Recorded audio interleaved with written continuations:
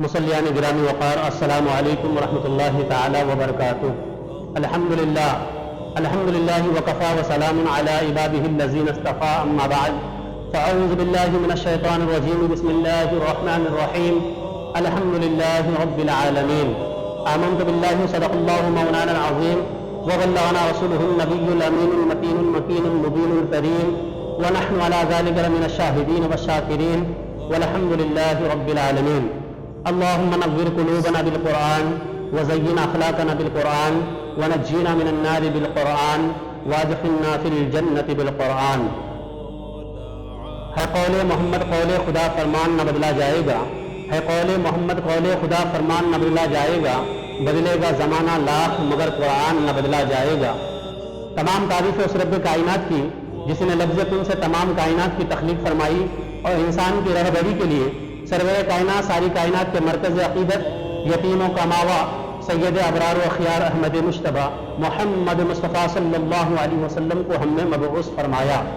अल्लाह तबारक व तआला का लाख लाख शुक्र एहसान है कि उसने अपने ख़ास फज़ल करम से हमें अपने प्यारे महबूब दानाए ग़ुयूब सल्लल्लाहु अलैहि वसल्लम की उम्मत में पैदा फरमाकर हर तरह की नेमतों से नवाजा।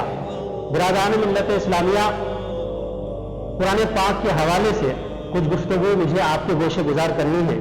अल्लाह के प्यारे महबूब सल्लल्लाहु अलैहि वसल्लम के सीने पर उतरने वाली किताब कुरान मुक़द्दस वो बाबरकत किताब है, वो बाबरकत वो मुक़द्दस किताब है जिसका एक एक हरफ हर हरफ नूर और रोशनी है। इस किताब में किताब हिदायत भी है, इस किताब को किताब हिदायत भी कहा गया है। इस किताब को अपनी ज़िंदगी में संवारने वाले, इस किताब से वाबस्तगी अख्तियार करने वाले दुनिया में सुरखरू होते हैं। तेरे आगे यूं है दबे लचे फुसहा अरब के बड़े बड़े, कोई जाने मुँह में ज़बा नहीं बल्कि जिस्म में जान नहीं। बिरादरान मिल्लत इस्लामिया, आज हम कुरान पाक को बालाए ताक रखे हुए हैं। आज कहीं भी मैयत हो जाए तो हम कुरान पाक निकालते हैं और हद तो यह है कि कसम खाने के लिए हम कुरान पाक उठा लेते हैं। अज़ीज़ान मिल्लत इस्लामिया, रब्बे काबा कुरान पाक में इरशाद फरमाता है अल्हम्दुलिल्लाहि रब्बिल आलमीन। आइए हम और आप इसका तर्जमा समाअत करें और उसकी तशरीह। अल्हम्दुलिल्लाहि रब्बिल आलमीन, तमाम तारीफ़ अल्लाह के लिए जो तमाम आलमों का परवरदिगार है, जो तमाम आलमों का पालने वाला है। अज़ीज़ान मिल्लत इस्लामिया, अलिफ लाम इस्तिग़राक़ का है, जिसके माने ये है कि तारीफ़ के जितनी भी मुमकिना हकीकतें हो सकती है वह सब के सब इसके अंदर शामिल है। तारीफ़ का कोई गोशा, तारीफ़ का कोई पहलू, तारीफ़ का कोई लफ्ज़, तारीफ़ का कोई उन्सुर, तारीफ़ का कोई उसलूब अल्लाह की हम्द से खाली नहीं है। जितनी भी खूबियाँ हैं सब अल्लाह की ज़ात के लिए हैं, जितनी भी तारीफ़ें हैं सब अल्लाह की ज़ात के लिए हैं, जितनी भी अज़मतें हैं सब अल्लाह की ज़ात के लिए हैं, जितनी भी रिफ़ातें हैं सब अल्लाह की ज़ात के लिए हैं, जितनी भी बुलंदियाँ हैं सब अल्लाह की ज़ात के लिए हैं, जितनी भी बरतरियाँ हैं सब अल्लाह की ज़ात के लिए हैं। अल्लाह की ज़ात से हट करके ना कोई इज्जत है, ना कोई हम्द है, ना कोई तारीफ़ है। जितनी भी तारीफ़ें हैं सब अल्लाह की ज़ात के लिए है। अल्हम्दुलिल्लाहि रब्बिल आलमीन, तमाम तारीफ़ अल्लाह के लिए जो तमाम आलमों का पाने वाला है, जो तमाम आलमों का परवरदिगार है। अज़ीज़ान मिल्लत इस्लामिया, अल्हम्दुलिर्रहमान भी हक है, अल्हम्दुलिर्रहीम भी मुमकिन था, अल्हम्दुलिल्जब्बार भी हक है, मगर यहाँ अल्लाह तबारक व तआला का इसमें ज़ाती इस्तेमाल हुआ है, सिफ़ात मुबारका इस्तेमाल नहीं की गई है। इसमें ज़ाती की जो हैसियत है वह तमाम सिफ़ात पर गालिब है।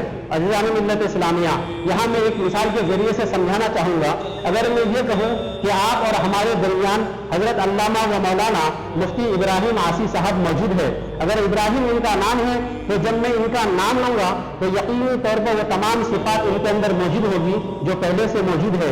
ये आलिम भी है, ये फाजिल भी है, ये मुफ्ती भी है, ये राइटर भी है, ये मुसन्निफ भी है। लेकिन जब मैं इनका नाम लूँगा तो इनकी ज़ात तमाम सिफ़ात का इहाता किए हुए होंगी। अज़ीज़ान मिल्लत इस्लामिया, अल्लाह तबारक व तआला का ज़ाती नाम है जिसे आप इसमें आज़म भी कह सकते हैं, वो अल्लाह है। आपने अल्लाह कहा तो रहमान भी कह दिया, अल्लाह कहा तो रहीम भी कह दिया, अल्लाह कहा तो जब्बार भी कह दिया, अल्लाह कहा तो सत्तार भी कह दिया, अल्लाह कहा तो रऊफ़ भी कह दिया, अल्लाह कहा तो कादिर भी कह दिया, अल्लाह कहा तो ज़ुल जलाल वल इकराम भी कह दिया। अल्लाह के अंदर वो सारी सिफ़ात मौजूद है जो अल्लाह के ज़ात से मुताल्लिक़ है, जो लामुतनाही है। अल्हम्दुलिल्लाह, तमाम तारीफ़ अल्लाह के लिए। याद रखिए, अल्लाह की तारीफ और डिफिनेशन ये है अल-मुस्तजमिउ लिजमीइ सिफ़ातिल कमालिया। अल्लाह वो है जो अपनी ज़ात के अंदर कमाल की तमाम सिफतें रखता है और जाहिर है کہ جو کمال کے تمام صفتیں رکھتا ہو اس کی طرف زوال کی کوئی صفت منسوب نہیں کی جا سکتی. اگر کوئی منسوب کرے گا کوئی ایسی صفت جو شایان شان الہی ہی نہیں ہے تو یقینی اور لازمی طور پر وہ اس آیت کریمہ کا منکر بھی ہوگا, وہ مجرم بھی ہوگا اور دین سے خارج بھی ہوگا. عزیزان ملت اسلامیہ, کچھ لوگ اپنے آپ کو مومن کہتے ہیں اور دوسری طرف کچھ جماعتوں نے خدا کی طرف کذب کا احتساب کیا ہے. ایک لمحے کے لیے بھی نہیں سوچا کہ ممکن خدا کے ذات کے لیے صفت نہیں ہے بلکہ اس کی صفت واجب ہے. خدائے وحدہ قدوس کے ساتھ ہمیشہ سے ہے, ہر دور میں ہے, ہر دور میں ہے, ہمیشہ سے ہے. خدائے وحدہ قدوس کے ساتھ زمان و مکان کا خالق پابند زمان و مکان نہیں ہے. جب ہم نہیں تھے تو بھی اس کی حمد ہو رہی تھی اور جب ہم نہیں ہوں گے تو بھی اس کی حمد ہو رہی ہوگی. الحمدللہ, تمام تعریف ہے اللہ کے لیے. عزیزان ملت اسلامیہ, یہاں ایک ذہن میں بات کھٹکتی ہے بظاہر, وہ لوگ جو دین سے ناآشنا ہے. عالم یہ ہے کہ ہر چیز کی تعریف کرتے ہو, پورا انسانی ادب تعریفوں سے بھرا ہوا ہے, پورا لٹریچر بھرا ہوا ہے ہر زبان کا, ہر زبان کا لٹریچر بھرا ہوا ہے. شام کا منظر ہے, شفق کھلی ہوئی ہے, افق کا جمال ہے, آپ کہتے ہیں کتنا حسین منظر ہے, آپ کہتے ہیں کتنا حسین منظر ہے. نسیم سحر چل رہی ہے, آپ کہتے ہیں کتنا حسین نسیم ہے. باد صبا ہے تو آپ کہتے ہیں کس قدر صبح کا منظر ہے, پھول کھلے ہوئے ہیں. آپ نکھتوں کی اور آنائیوں کی تعریف کرتے ہیں.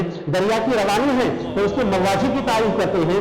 ہر ذرے ذرے کی تعریف کرتے ہیں. کائنات میں کوئی ایسی شے نہیں ہے جس میں کوئی حسن موجود ہو اور آپ اس کی تعریف نہ کر رہے ہو, اور اس کے باوجود کہتے ہیں تمام تعریف اللہ کے لیے. تو جب تمام تعریف اللہ کے لیے تو زبان خاموش ہونی چاہیے تھی. جب تمام تعریف اللہ کے لیے تو غیر اللہ کی تعریف کرنا کہیں شرک تو نہیں ہو گیا. دعویٰ تو یہ ہے کہ تمام تعریف اللہ کے لیے اور آپ آدمیوں کی تعریف کرتے ہیں, جانوروں کی تعریف کرتے ہیں, آدمیوں کی تعریف کرتے ہیں. یہ آدمی کتنا خوبصورت ہے, کس قدر انٹیلیجنٹ ہے, کس قدر صاحب نظر ہے.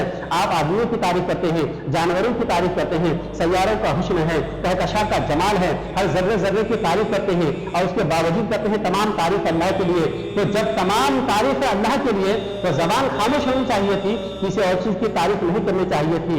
اور آپ غیر اللہ کی تعریف کرتے چلے جاتے ہیں. کتنا حسین عالم ہے الحمدللہ, کتنا حسین مجمع ہے الحمدللہ. آپ ہر مجمع کی تعریف کرتے ہیں اور غیر اللہ کی تعریف کرتے چلے جاتے ہیں. معاملہ کیا ہے؟ مفسرین کرام نے اس سوال کا ایک جواب دیا ہے. جب آپ سنیں گے تو آپ کو محسوس ہوگا کہ کس قدر خوبصورت کارنامہ انہوں نے انجام دیا ہے. وہ فرماتے ہیں کہ مصنوع کی تعریف ثانی کی تعریف ہوتی ہے, بنائی ہوئی چیز کی تعریف بنانے والے کی تعریف ہوتی ہے.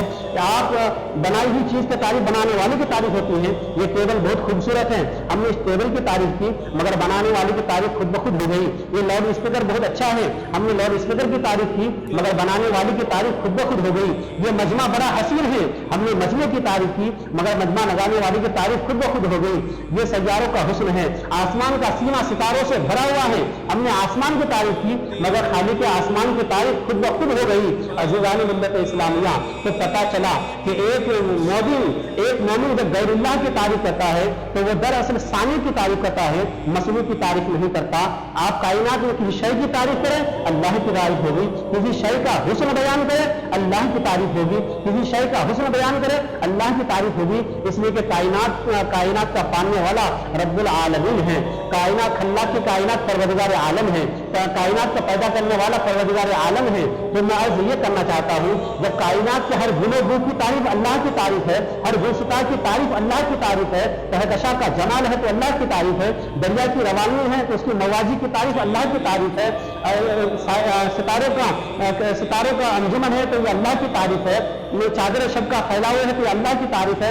اگر مصنوع کی تعریف اللہ کی تعریف ہے تو مجھے بتاؤ اس کائنات میں شاہکار حسن کون ہے, اس کائنات میں شاہکار جمال کون ہے؟